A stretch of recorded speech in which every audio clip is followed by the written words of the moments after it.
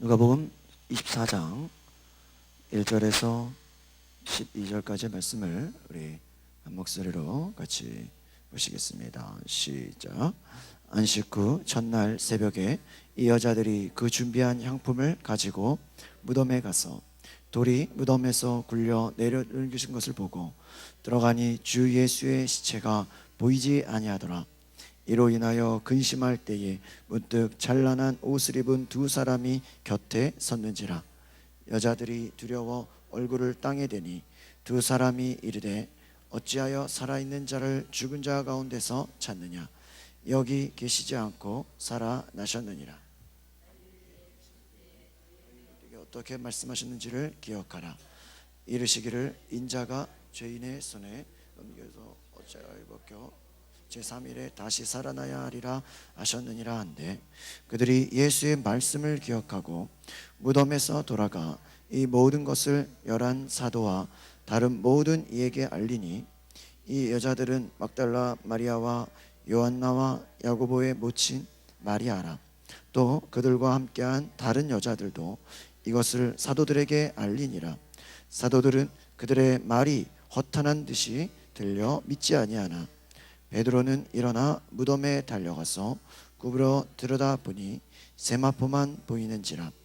그 된 일을 놀랍게 여기며 집으로 돌아가니라. 아멘. 한 선생님이 학생들에게 상자를 주면서 여기다가 생명을 담아와라 이런 숙제를 냈습니다. 그래서 숙제 검사를 하는 날 이 학생들은 상자에서 생명을 담아오라고 하니까 나비를 꺼내 보이기도 하고, 또 어떤 아이는 꽃을 꺼내기도 했습니다. 그런데 한 학생이 빈 상자를 딱 내보이는 거예요. 선생님이 물었습니다. 너는 왜 빈 상자를 가져왔냐? 그러니까 이 아이가 하는 말이, 선생님, 이 상자는 예수님의 무덤이에요. 예수님은 살아나셨어요. 그러니까 이 아이가 빈 상자를 통해서 예수님의 생명을 전해주고 싶었다라는 거예요. 그러니까 여러분, 이 세계 3대 종교의 창시자 가운데 두 창시자는 무덤이 있어요. 그런데 여러분, 기독교는 빈 무덤만 있다라는 걸 기억하시기를 바랍니다. 무덤이 있긴 있는데 무슨 무덤이다? 빈 무덤이다라는 거예요. 우리 예수님은 하나님의 뜻을 따라 사람의 몸을 입고 이 땅에 오셨습니다. 그뿐만 아니라 십자가에 달려서 끝내 무덤에 묻히셨으나 죽음의 권세를 이기고 살아나셨다라는 거예요. 그러니까 세상에 어떤 사람도 죽음의 권세를 이긴 사람은 없다라는 것입니다. 예기치 못한 기쁨이라는 책을 쓴 저자 C.S. 루이스가 1898년 아일랜드 태생으로 유년 시절 기독교를 접했습니다. 그런데 그가 하필이면 이 무신론자였던, 하나님이 없다고 말하는 그 가정교사의 영향을 받아가지고 아주 완전한 무신론자가 되었어요. 그리고 회의론자가 되었어요. 인생 별거 없다, 인생은 다 그냥 허망하다. 여러분, 요즘에 이 한국 땅에 이 여객선 침몰로 인해서 얼마나 많은 사람들이 막 허망해. 저도 어제 택시를 타서 이렇게 얘기를 해보면 그냥 힘이 안 나, 허망한 거죠. 그러니까 여러분, 인생이 다 허망해 보이는 거예요. 그렇게 해서 뭐하나. 그런데 그 C.S. 루이스가 진리를 발견하고 나서, 그가 과거에는 무신론자였고 과거에는 다 그냥 허무하다고 회의론자가 되었지만 나중에 그리스도인이 되고 회심을 하고 그가 영적인 거인이 되었어요. 그리고 20세기 최고의 지성인이었던 그가 하나님 앞에 회개하고 돌아와서 그가 고백합니다. 자신을 향한 하나님의 접근을 늘 의식할 수 있었다라는 거예요. 나를 향한 하나님의 부르심, 나를 향한 하나님의 사랑, 나를 부르시는 하나님의 그 놀라운 그 인도하심을 나는 이제 의식할 수 있었다라는 거예요. 그는 바로 기독교 신앙의 핵심이라고 할 수 있는 십자가와 그 부활에 대한 믿음을 가졌다라는 것입니다.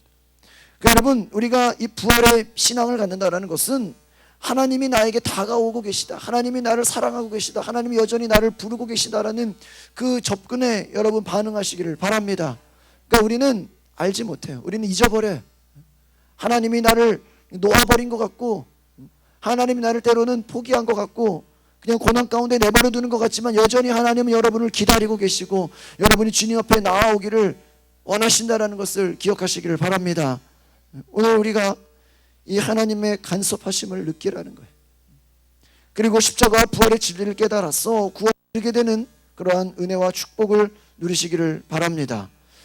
우리가 누리는 기쁨은 예수 그리스도의 부활이라는 그 소식을 듣고 나서 예수의 부활의 능력이 이제 나의 부활로 이어질 것을 믿는다라는 것입니다. 예수님의 부활이 예수의 부활로 끝나는 것이 아니라 누구에게도요? 나에게도 무엇으로 다가온다? 부활로 다가온다라는 거예요. 부활은 왜 기쁨일까요? 예수님을 따라다니던 제자들도 정말 예수님이 부활하실까? 오늘 말씀해 보면 별로 믿지 못했어요. 의심하고 있었어요.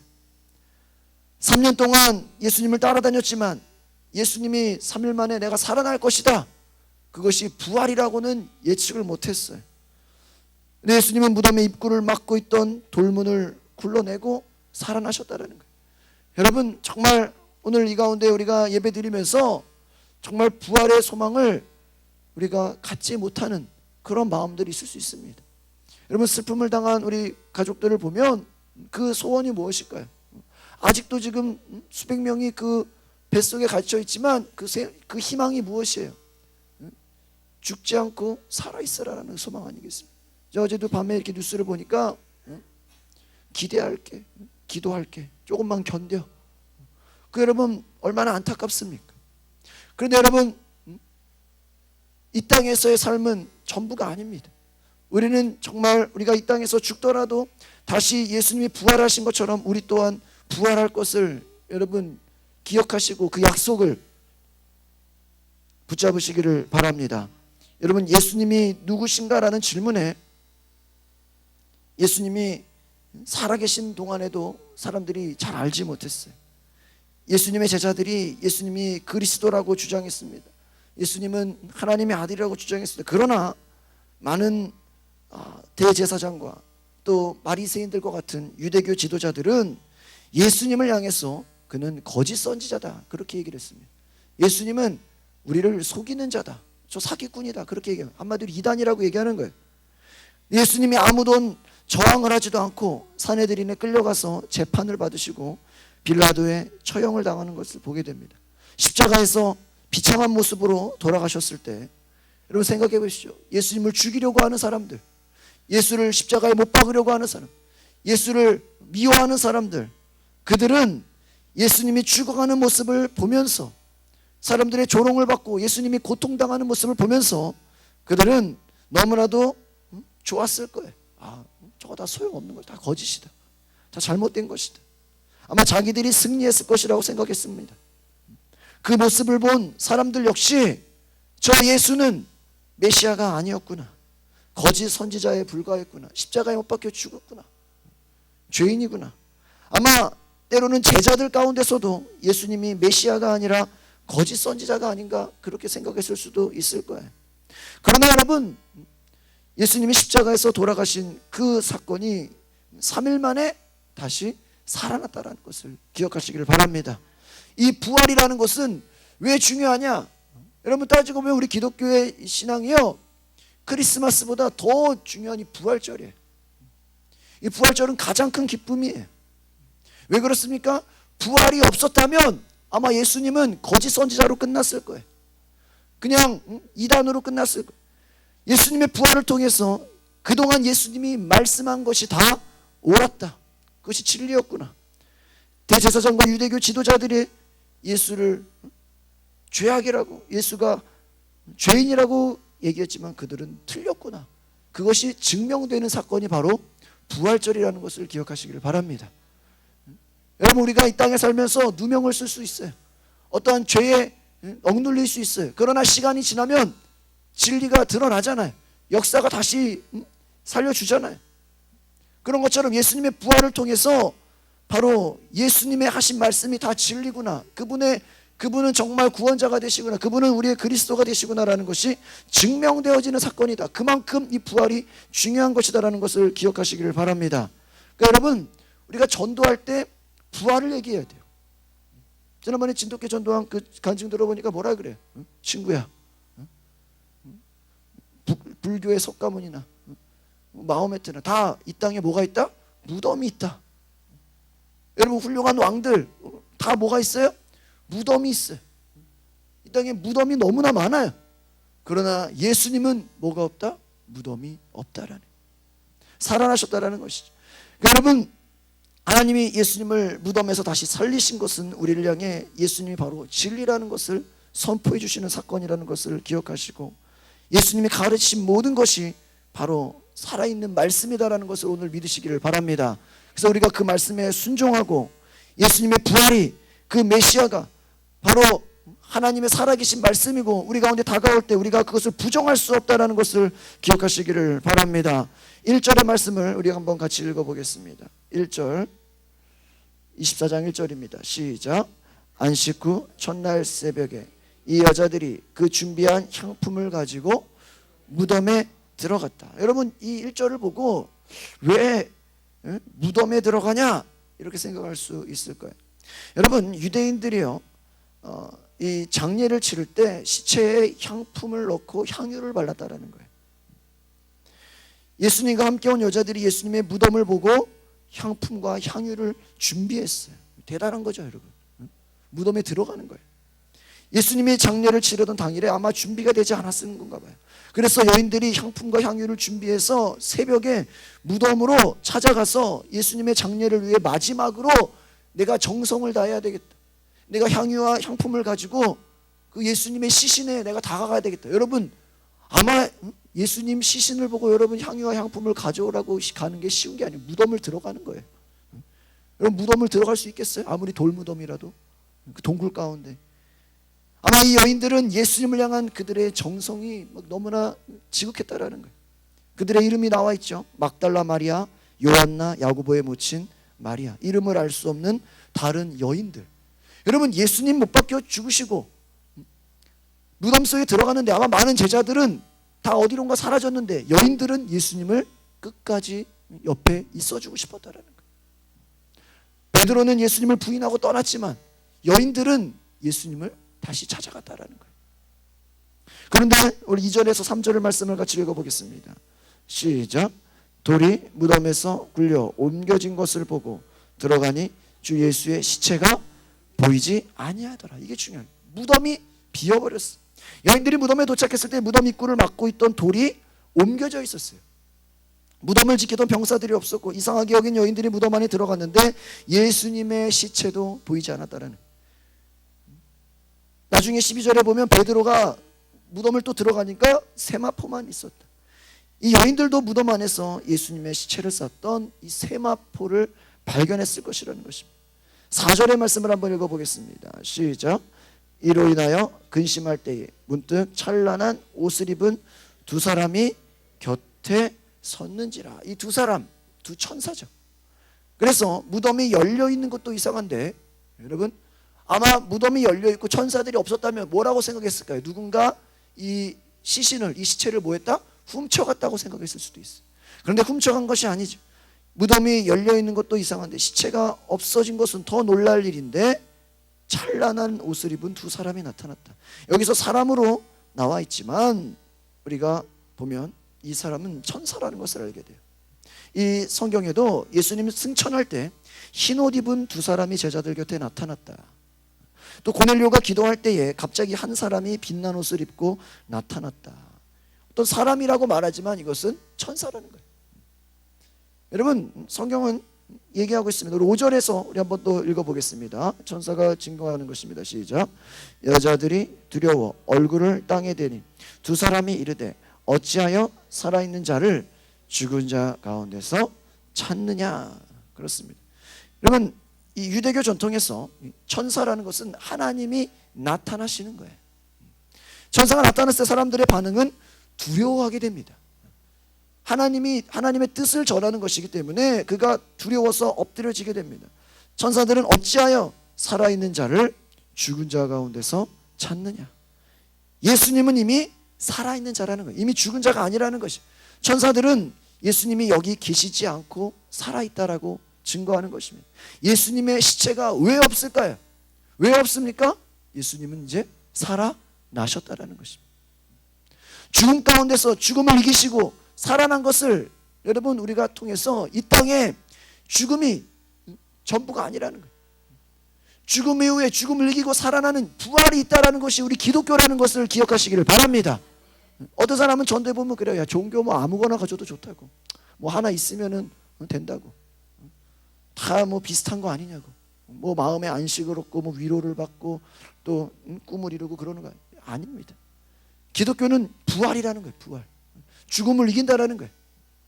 저는 이번 부활절 말씀을 준비하면서 어떻게 이 여객선 침몰과 이 부활절이 그냥 겹쳐버렸잖아요. 그래서 생각해 보세요. 제가 한번 생각해 보세요. 부활절이 기쁜데 지금 온 나라는 기쁘지가 않잖아요. 예능 프로 다 여러분 보고 싶은 거 하나도 못 보잖아.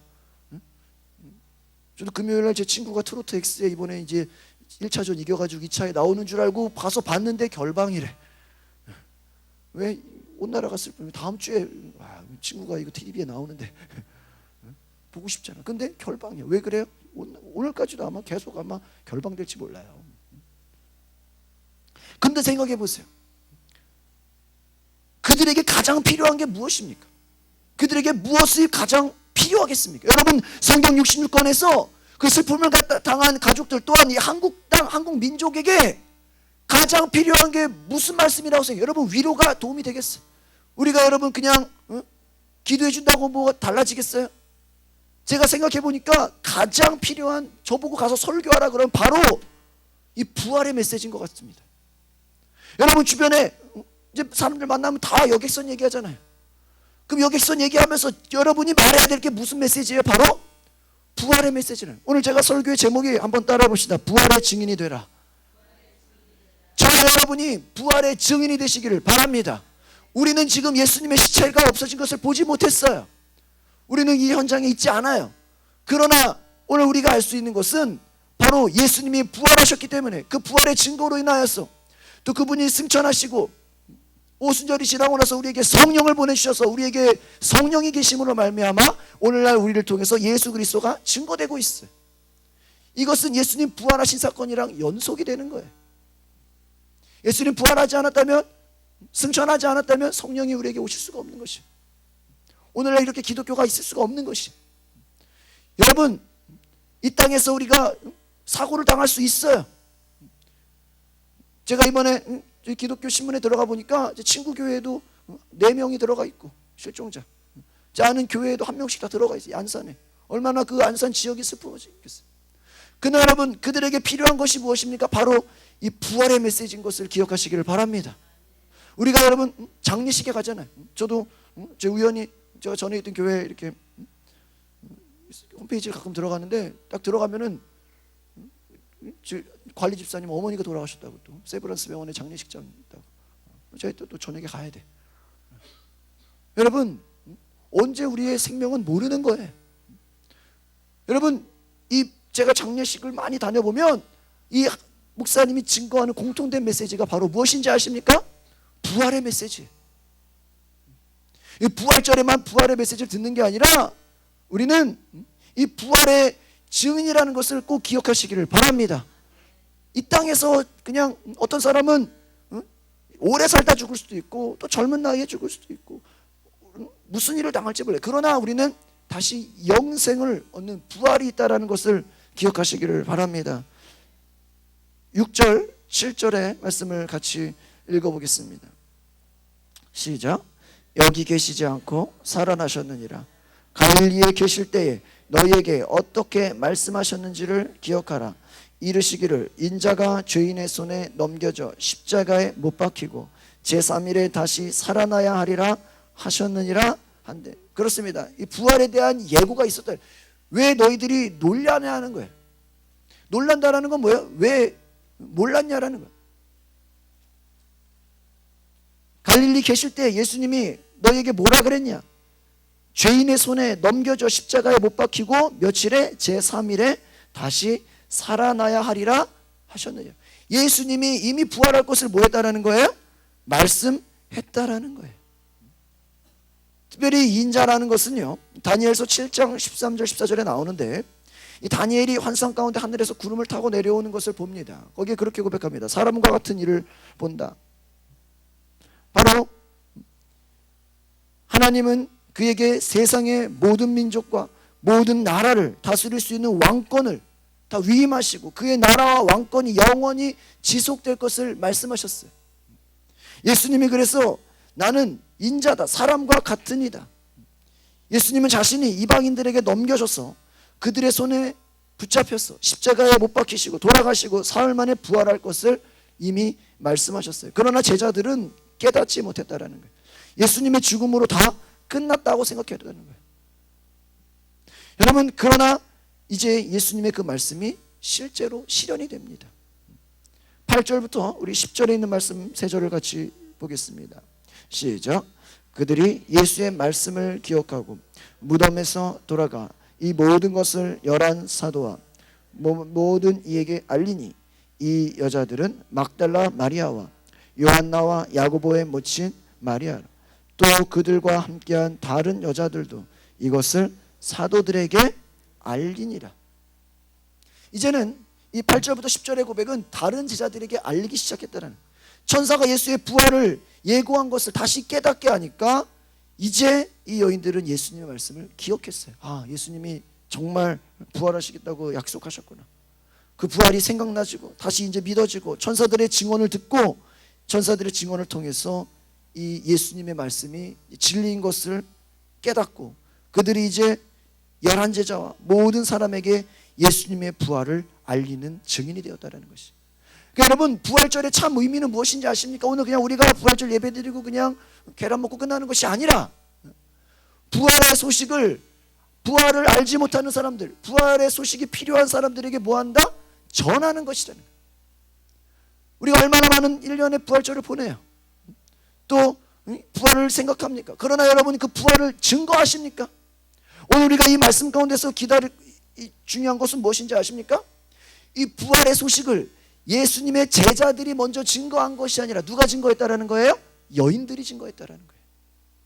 교회로 말하면 중직자들이나 교회 오래 다닌 사람들이 예수님 부활했어요 증거한 게 아니라 어떻게 보면 초신자와 같이 믿음이 연약한 자들이 예수님의 부활을 먼저 증거했다는 거예요. 여러분, 이 누가복음이나 이 복음서에 보면요, 이렇게 서로 비교하는 것들이 막 나와요. 남자와 여자, 가진 자와 못 가진 자, 높은 사람과 가난한 사람. 오늘 이 24장에서의 고백은 보면요, 예수님의 제자들과 여인들을 비교하는 것으로 볼 수 있어요. 오히려 제자들이 불안에 떨고 있는데 여인들이 예수의 부활을 막 증거하는 거예요. 교회로 말하면 교회 오래 다니고 모태신앙들은 전도도 못해, 증거도 못해, 두려워해. 그런데 예수 금방 믿은 사람이 너무 뜨거워가지고 막 이것을 전하는 거랑 비슷하다라는 거예요. 여러분, 정말 부활의 증인이 되십니까? 여러분, 오늘 부활절이 지나고 나면 그냥 부활절 끝났다 이렇게 그냥 지나가시겠습니까? 증거하시겠습니까? 여러분이 부활의 소식을 증언하시기를 바랍니다. 여러분, 한 사람에게라도 여러분 나누시기를 바랍니다. 이 계란 하나 주면서도 여러분 예수님 부활하셨다라는 것을, 예수님 부활하신 것처럼 우리도 뭐 할 것이다? 부활할 것이다. 다시 살아날 것이다.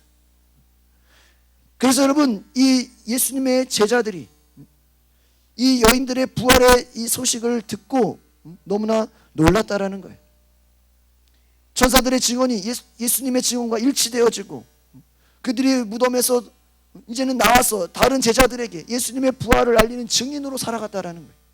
엠마오로 가던 두 제자도 부활한 그리스도를 만난 후에 곧바로 예루살렘으로 돌아와 부활의 증인입니다. 그러니까 여러분, 예수님이 부활하시고 나서는 이제 예수님을 만나는 사람들마다 그들이 다 무엇이 되었다? 부활의 증인이 되었다라는 거예요. 그러니까 오늘 우리가 부활절을 통해서 예수님을 만난다면 우리는 부활의 증인이 되어야 되는 줄 믿습니다. 11절, 12절의 두 절의 말씀을 같이 읽어보시겠습니다. 시작. 사도들은 그들의 말이 허탄한 듯이 들려 믿지 아니하나 베드로는 일어나 무덤에 달려가서 굽으려 들여가 보니 세마포만 보이는지라 집으로 돌아가니라. 여기 보니까요, 예수님의 11제자 11절에 보니까 그들의 말이 뭐라고 나와 있어요? 허탄해 보인다. 허탄하다는 건 뭐예요? 별로 믿을 수 없다라는 것이죠. 허무해 보인다. 약간 미친 거 아니냐 이렇게 본다라는 거예요. 여러분, 여인들의 그 증언이 효력이 없는 것으로 당시 유대인들은 그냥 이것이 말도 안 되는 것이라고 생각했을 거예요. 그러나 제자들이 여인의 말을 듣고도 믿지 않았다는 사실이요, 여러분, 나중에 그것들이 예수님의 부활을 증언할 때 오히려 더 설득력을 갖게 돼요.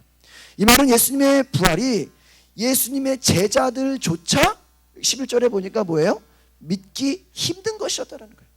그러니까 여러분, 이 말은 무엇이냐면 우리가 하나님의 말씀을 수없이 들어도 우리 마음속에는 뭐 하고 있다? 믿지 않고 있다라는 거예요. 무슨 부활은 부활이야, 말도 안 된다. 제자들마저도 믿기 어려웠다라는 것이죠.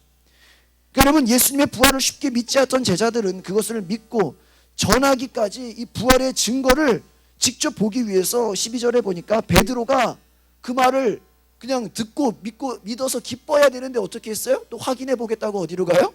무덤으로 가요. 베드로가 일어나서 무덤으로 달려가요. 많은 사람들이 무시해 버리는 거야. 말도 안 돼, 무슨 부활이야. 베드로가 무덤으로 갑니다. 베드로는 직접 확인하기를 원했어요. 보니까 세마포만 보였다라는 거예요. 이것이 여러분 증거입니다. 만약에 여러분 생각해 보세요. 이게 세마포가 있다는 게 무슨 말이냐면 누군가가 예수님의 시체를 훔쳐가려고 했다면 시체에서 세마포를 벗기지 않고 세마포를 감은 채로, 그러니까 우리가 시신을 이렇게 두르잖아요. 두른 채로 가져가는 게 좋으세요? 여러분, 시신을 그냥 가져가는 게 좋겠어요? 상상이 돼요, 여러분? 저도 이 말씀을 깊이 묵상하면서 이 논란이 있어요. 역사적으로 예수님의 시체는 누가 훔쳐간 것이다. 여러분, 훔쳐갔다고 생각하면 시신이 쌓여있는 상태로 훔쳐가는 게 좋겠어? 그 쌓여있는 걸 풀러가지고 그냥 시체를 가져가는 게 좋겠어요? 여러분, 우리 막 이번에 구조하면은 막 시신들이 올라오잖아. 거기에 뭐 덮여 있잖아. 그렇죠? 감싸잖아. 그런 거예요, 한마디로. 베드로가 가보니까 세마포, 그 시신을 둘러싸는 그 옷이 그냥 남아있다라는 거예요. 그럼 예수님 시체를 누가 그냥 시체만 훔쳐갔겠어요? 아니라는 것이죠. 이것은 무엇입니까? 예수님 부활하셨다라는 거예요. 여기 계시지 않고 살아하셨다라는 거예요. 여러분, 예수님의 무덤이 비어있고 시체를 찾지 못하는 것은 부활을 부인할 수 없는 결정적인 역사적 증거다라는 것을 기억하시고, 이 부활이 우리의 믿음이 아니라는 거예요. 여러분, 따라합시다. 부활은 결정적인 역사적 사건입니다. 사실이라는 거예요. 여러분이 안 믿는다 해서 사실이 아닌 게 아니라, 여러분이 믿어야 사실이고 안 믿는다고 오는 게 아니라 믿든 안 믿든 사실이다, 팩트라는 거예요. 많은 사람들이 굳게 지키게 했어요. 군인들이 무덤을 지켰어요. 그러나 예수님은 부활하셨어요. 상식적으로 이해할 수 없고 과학적으로 증명할 수 없어요. 우리가 그렇다고 사실이 아닌 게 아니라는 거예요. 전설이나 설화가 아니라는 거예요. 예수 그리스도의 부활은 확실한 증거가 있는 역사적 사실인 것을 여러분 담대히 증거하시기를 바랍니다. 그래서 여러분, 우리의 신앙 고백이 이 부활은 확신을 갖고 그냥 우리가 안 되는 거 억지로 믿으려고 하는 게 아니라 당연한 것이다라고 받아들인다는 거예요. 예수님께서 이 부활의 사건은 예수님의 말씀이 성취가 된다라는 거예요. 그리고 그 부활은 앞으로 우리에게도 다가온다라는 것입니다. 예수 그리스도를 믿는 부활을 가진 생명의 부활로, 또 악한 자는, 예수를 믿지 않는 자들은 심판의 부활로 다 나온다라는 거예요. 우리가 여러분 부활을 믿으면서 여전히 우리가 불신앙 가운데 있다면, 하나님의 말씀이 아직도 믿어지지 않는다면 이 부활절을 통해서 여러분 하나님의 말씀을 온전히 신뢰하시기를 바랍니다. 따라합시다. 부활을 믿는 자는 부활을 전하게 됩니다. 여러분이 부활을 전하지 않는다는 것은 부활을 받아들이지 않는다는 거예요. 예수님이 부활하신 그 증거를 보고 만나는 사람들에게 다 알렸다라는 거예요. 믿지 않더라고 할지라도 그냥 알리는 거예요. 저희가 요즘에 어제도 한 시간 정도 그 NC백화점에 두 팀으로 나눠가지고 요즘에 이제 웃음 치료하는 형제가 또 같이 도와주기로 해가지고 같이 막 그냥 열심히 막 홍교 형제랑 뭐 나래 자매랑 같이 막 저랑 이제 4명에서 막 전도를 하는데 열심히 전해요. 열심히 전해요. 저희가 또 새로운 또 전도법 하나를 개발했어요. 한번 따라해 보세요. 씨 뿌리는 전도. 이 씨 뿌리는 전도가 뭔지 아세요? 이 전도지를 뿌리는 거예요, 그냥. 길에 뿌려. 그래가지고 어제 한번 길에 진짜 뿌려봤어요, 우리가. 그리고요, 놀이터에 사람이 아무도 없는데 백화점 옆에 놀이터 가서요 막 벤치에 뿌려요. 그냥 막 던져 하나씩. 누구든지 보라는 거예요. 비만 안 오면 살아 있을 거 아니야. 씨를 뿌리는 그냥 막 공원에 가가지고도요 여러분 막 뿌릴 거예요. 전도지를 그냥. 그 나중에 이제 오면 어떻게 우리 교회 왔습니까? 벤치에 앉아 있는 전도지를 보고 왔습니다. 이런 사람이 나온다는 거예요.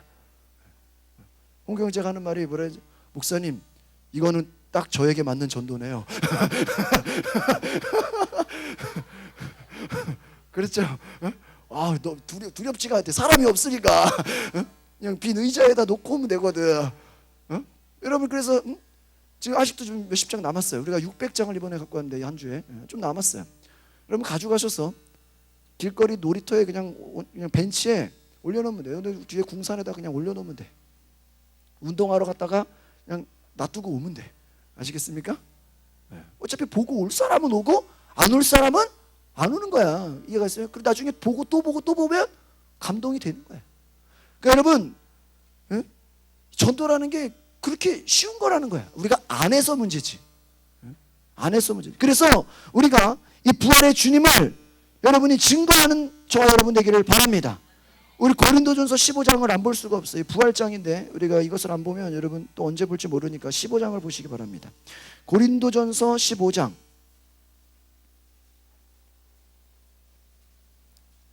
12절부터 26절. 그러니까 부활하면은 이 고린도전서 15장 우리 모르시는 분들을 위해서 그냥 쭉 읽고 제가 간단하게 설명을 하겠습니다. 우리 15장 12절부터 15절까지 먼저 4절을 보겠습니다. 시작. 그리스도께서 죽은 자 가운데서 다시 살아나셨다 전파되었거늘 너희 중에서 어떤 사람들은 어찌하여 죽은 자 가운데서 부활이 없다 하느냐. 만일 죽은 자의 부활이 없으면 그리스도도 다시 살아나지 못하셨으리라. 그리스도께서 만일 다시 살아나지 못하셨다면 우리가 전파하는 것도 헛것이요 또 너희 믿음도 헛것이며 또 우리가 하나님의 거짓 증인으로 발견되리니 우리가 하나님이 그리스도를 다시 살리셨다고 증언하였습니다. 만일 죽은 자가 다시 살아나는 일이 없으면 하나님이 그리스도를 다시 살리지 않으. 이 바울의 고백에 보면 죽은 자 가운데서 다시 살아나셨다 전파되었거늘 왜 부활이 없다고 하느냐. 이 부활을 안 믿는 자들이 많았다는, 부활이 없다라는 거예요. 부활이 없으면 그리스도도 다시 살아나지 못하셨으리라. 그리스도께서 살아나지 못했다면 우리가 전파하는 것은 헛것이요 믿음도 헛것이. 그러니까 부활이 없었다면 이 기독교는 헛것이다라는 거예요. 쉽게 얘기하면. 그러니까 기독교의 가장 큰 핵심은 뭐예요? 바로 부활이라는 거예요. 여러분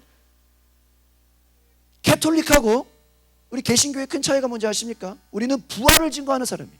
캐톨릭 여러분 성당 가보세요. 십자가에 누가 계세요? 예수님 매달아 있어요. 제가 서강대학교 가보니까 서강대학교 캐톨릭이잖아요.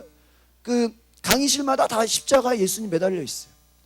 그래서 왜 저 예수님 매달려 있냐 그러니까 예수님 십자가에서 고난받았다라는 거예요. 근데 우리 개신교 십자가는 예수님 매달려 있어야 하는데 없어. 그럼 뭐가 다르냐? 우리는 예수님이 십자가에 계시지 않고 뭐 했다? 부활했다라는 거예요. 그러니까 캐톨릭하고 우리는 거기서 다른 거예요. 왜 우리가 안식일이 원래 토요일이잖아요. 왜 주일날 예배드려요? 안식 후 첫날 예수님이 부활한 날이에요. 고난주간 사순절도요 주일은 빼는 거예요. 주일은 기쁜 날이라는 거예요. 그러니까 여러분 이 기독교의 핵심은 부활이라는 것을 기억하시길 바랍니다. 예수님 십자가에서 죽으셨지만 거기서 살아나셨다는 걸 증거하시기를 바랍니다. 저와 여러분이 부활을 증거하는 거예요. 그래서 복음이라는 것은 죽은 자가 살아나는 일이 없으면 하나님이 그리스도를 살리지 않으셨을 거예요. 우리가 죽은 자들이 뭐한다? 부활한다라는 거예요. 이번에 뭐 이렇게 여객선 침몰했고 또 많은 어려움이 있었지만 반드시 부활한다라는 거예요. 살아난다라는 거예요.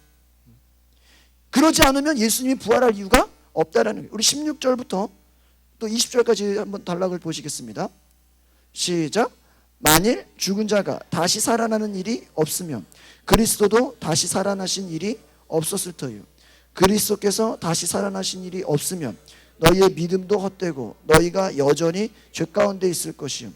또한 그리스도 안에서 잠자는 자도 망하였으리니 만일 그리스도 안에서 우리가 바라는 것이 다만 이 세상의 삶뿐이면 모든 사람 가운데 우리가 더욱 불쌍한 자이니라. 그러나 이제 그리스도께서 죽은 자 가운데서 다시 살아나사 잠자는 자들의 첫 열매가 되셨다. 이 말은 무엇이냐면, 여러분, 우리가 다시 살아난다, 부활한다, 그러면 하나님 나라라는 거예요. 그때부터는. 만약에 할머니가 돌아가셨어요. 여러분 저를 보세요. 할머니가 병들어 죽었어. 그럼 부활할 때 할머니로 부활하냐? 이런 질문을 하는 목회자들한테. 뭐 예를 들면 한쪽 팔이 없는 사람, 장애인들이 죽었단 말이에요. 그럼 부활할 때 또 장애인으로 부활하면 되겠어요? 안 되죠. 병들어 죽었는데 병든 모습으로 부활하면 되겠어요? 아니죠. 신령한 몸으로 부활한다. 이제 죽지 않을 몸으로 부활한다. 그것은 이제 하나님 나라를 위한 부활이라는 거예요. 그러니까 여러분, 우리가 왜 부활이 중요하냐? 우리의 삶이 이 세상의 삶이 전부가 아니라는 거예요. 이번 제가 금요일날 그 성금요일 말씀 전한 게 무엇이었습니까? 예수님이 빌라도에 잡혀가서 신문을 봤는데 너가 유대인의 왕이냐? 아니다. 내 나라가 여기에 있지 아니하니라. 예수님 정확하게 말씀하셨어요. 내 나라는 이 나라가 아니다라는 거예요. 이 땅에서 내가 왕되고 대통령 되는 게 내 꿈이 아니다. 여기는 내 군사도 없다. 내 나라는 하나님의 나라다. 나는 그것이 진리다라고 증거하고 있어요. 그러니까 여러분, 우리가 왜 부활이 중요한 것이냐? 이 땅에서의 삶이 전부가 아니라는 거예요. 하나님 나라의 영원한 삶이 있다라는 거예요. 여러분 보세요. 어린아이가 어머니 뱃속에서 10개월 있다가 나오는데 그 아이가 10개월 있다가 나와서 이 땅에서 사는 거를 그 어린 아이가 알아요, 몰라요? 모르죠. 걔가 알겠어요? 아, 이제 한 달만 있으면 이제 세상에 나가겠네. 알아요, 몰라요? 모르죠. 그거 아는 게 어떻게, 너 물어보면 걔가 알아요? 모르죠. 마찬가지로 우리가 이 땅에 살면서 모르고 살아간다라는 거야. 하나님 나라의 영원한 삶. 그러니까는 우리가 왜 슬퍼요? 이 땅에서 좀 잘 되면은 금방 좋아하고 또 안 되면 슬퍼. 여러분, 이번에 우리가 안타까운 게 뭐 교감 선생이 또 자살하고 죽었잖아.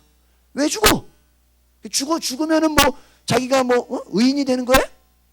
죽으면은 뭐 칭찬받는 거야? 그 가족들이 좋아하겠어요? 여러분의 남편이고 여러분의 아버지라면은 자살해서 죽으면 좋겠어요? 잘했다 그러겠어요? 그걸 막 알리겠어요? 자랑스럽다고? 무식한 거죠. 멍청한 거죠. 왜 그렇습니까? 이 땅의 삶을 전부로 봤다라는 거예요. 목적을 몰랐다라는 거예요. 여러분, 우리는 이 땅의 삶이 전부가 아니라 하나님 나라의 삶이 있다는 걸 기억하시길 바랍니다. 우리 마지막으로 21절부터 26절까지 보고 마치겠습니다. 시작.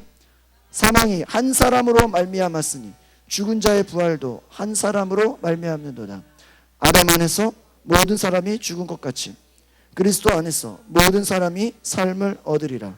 그러나 각각 자기 차례대로 되리니 먼저는 첫 열매인 그리스도요, 다음에는 그가 강림하실 때에 그리스도에게 속한 자, 그 후에는 마지막이니 그가 모든 통치와 모든 권세와 능력을 멸하시고 나라를 아버지 하나님께 바칠 때라.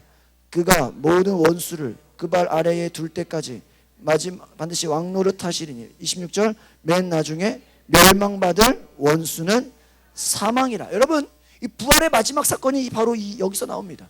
이 부활은요, 쉽게 얘기하면 심판이라는 거예요.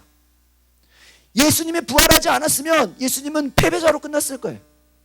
아마 유대인들과 마귀와 그 따르는 종들은 승리했다고 생각했어요. 근데 부활 때문에 그들은 이제 끝난 거예요. 예수님을 죽이려고 했지만 살아나 버렸어. 모든 원수를 그 발 아래 두어 반드시 왕노릇한다. 부활을 통해서 이 땅에 영원하신 하나님 나라의 왕이 누구다? 바로 예수님인 것을 기억하시길 바랍니다. 오히려 부활을 통해서 마귀가 하나님 앞에 영원한 원수가 되는 거예요. 그는 멸망받을 이제 심판이 된 거예요. 요즘에 뜨거운 논란이 뭐예요? 도대체 선장이나 그 승무원들이 어떤 형벌을 받냐, 그런 거잖아요. 부활을 통해서 재판을 받은 거야, 쉽게 얘기하면. 마귀는 영원히 멸망받을 원수가 된 거야. 예수님 십자가에 죽으신 것까지는 마귀가 승리했다고 생각했어. 마귀가 이겼다고 생각했어. 그러나 부활을 통해서 그들은 패배자가 된 거야. 부활 때문에 우리는 이 땅에서 하나님 나라의 영원한 승리자가 된다는 것을 기억하시길 바랍니다. 그래서 절망과 두려움과 악한 마귀가 여러분을 엄습하려 할 때 여러분 담대히 여러분 부활의 소망을 가지고 예수 이름으로 선포하시기를 바랍니다.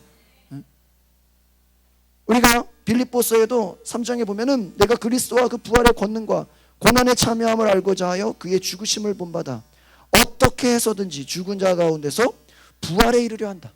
이 바울이요, 그가 가진 소망은요 부활의 소망이었어요. 그는 이 땅에서 무엇이 되고자 하는 소망도 없었어요. 온전히 그가 고백하는 것은 빌립보 3장 12절에 내가 이미 얻었다함도 아니요 온전히 이루었다함도 아니라 오직 내가 그리스도 예수께 잡힌 바 된 그것을 잡으려고 달려가노라. 예수의 무엇이겠어요? 부활을 향해서다. 지금 내가 모습은 고난 가운데 핍박 가운데 있지만 내가 다시 부활할 때는 오직 예수 그리스도 앞에 놀라운 그 모습으로 부활할 것이다라는 그 죽은 자의 부활을 증거했다라는 거예요. 그러니까 오늘 우리가 복음을 전한다라는 것은 예수의 부활을 증거한다라는 것을 기억하시길 바랍니다. 저와 여러분이 담대히 증거하시기 바랍니다.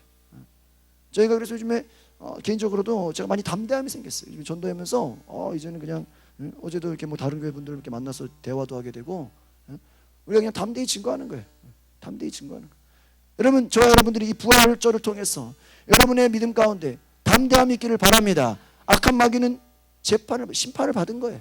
두려워할 필요가 없습니다. 믿음으로 일어나시기를 바랍니다. 기도하겠습니다. 거룩하신 주님, 오늘 우리의 삶에 하나님 부활의 소망이 있게 하옵소서.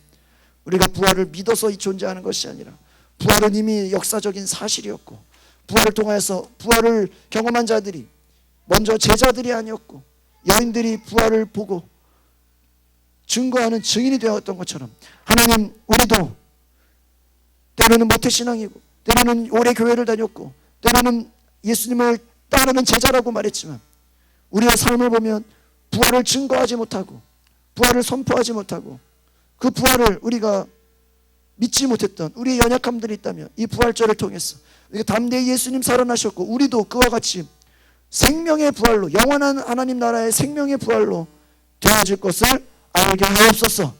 그래서 믿든 믿지 않든 우리가 담대히 예수의 부활을 증거하며 살아계신 예수 그리스도 왕 되신 주님을 이 땅 가운데 진리로 선포하게 하옵소서. 하나님의 나라가 이루어지게 하옵소서. 우리의 소망은 이 땅이 아니요 하나님 나라의 영원한 소망을 갖고 살게 하옵소서. 우리의 육체를 신뢰하지 않게 하시고 하나님 앞에 믿음으로 성령으로 일어나게 하옵소서. 감사와 찬양을 드리며 예수 그리스도 이름으로 기도합나이다. 아멘. 우리 다 같이 찬송가 161장 찬양하시고 준비하신 예물, 오늘 특별히 부활절 예물을 주님 앞에 올려드리겠습니다. 찬송가 161장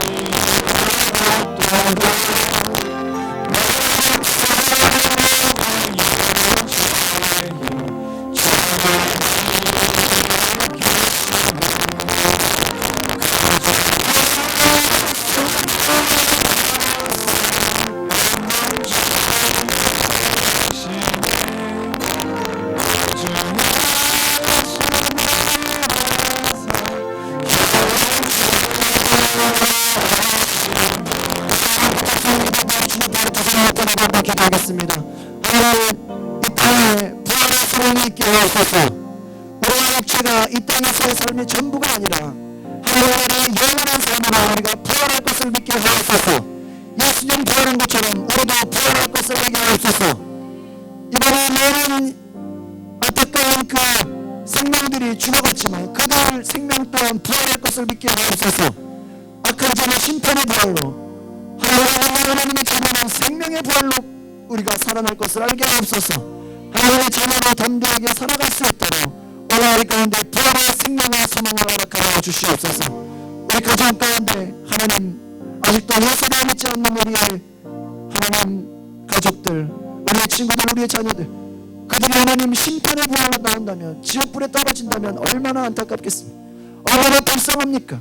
그들이 지옥에서는 영원히 사는 것일 텐데 거기서는 죽지도 않는데 얼마나 불쌍하고 얼마나 안타깝습니까? 하나님, 이 땅의 삶이 전부가 아닌 것을 알게 하옵소서. 지옥에 가면 그 어떤 고난보다 더 무서운 것을 알게 하옵소서. 우리가 깨달을 수 없지만 증거하게 하옵소서. 이 시간 우리가 부활의 소망을 증거할 수 있는 부활의 증인이 되게 달라고 다같이 주여 한번 말하고 우리 통성으로 우리의 자녀들과 우리의 가족을 위해, 우리의 친구를 위해서 이 나라 민족으로 다같이 통성으로 기도하겠습니다.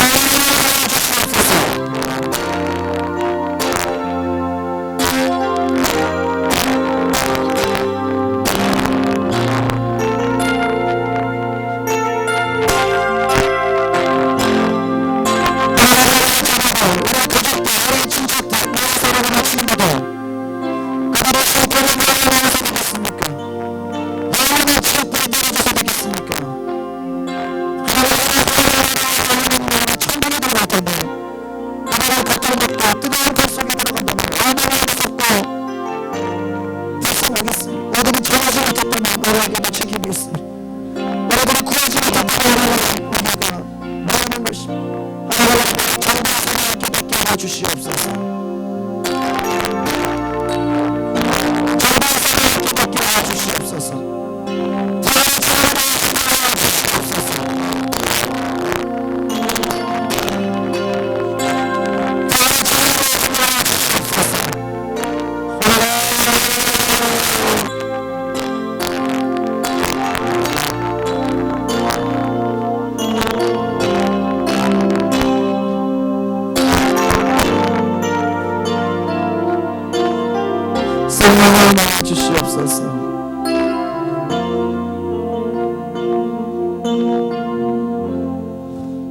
감사합니다.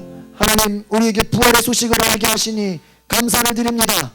하나님, 우리의 삶이 하나님 부활의 소망으로 날마다 일어나게 하옵소서. 이 땅에서는 고난당할 수 있고 이 땅에서는 정말 절망과 낙심 가운데 빠져 있지만 우리의 삶이 하나님 부활의 소망으로 일어나게 하옵소서. 하나님께 오늘 우리의 삶을 드리며 믿음으로 나아갑니다. 성령께서 함께하여 주시옵소서. 진영철 목사, 이영 목사, 이예순 권사 11조 예물 드립니다.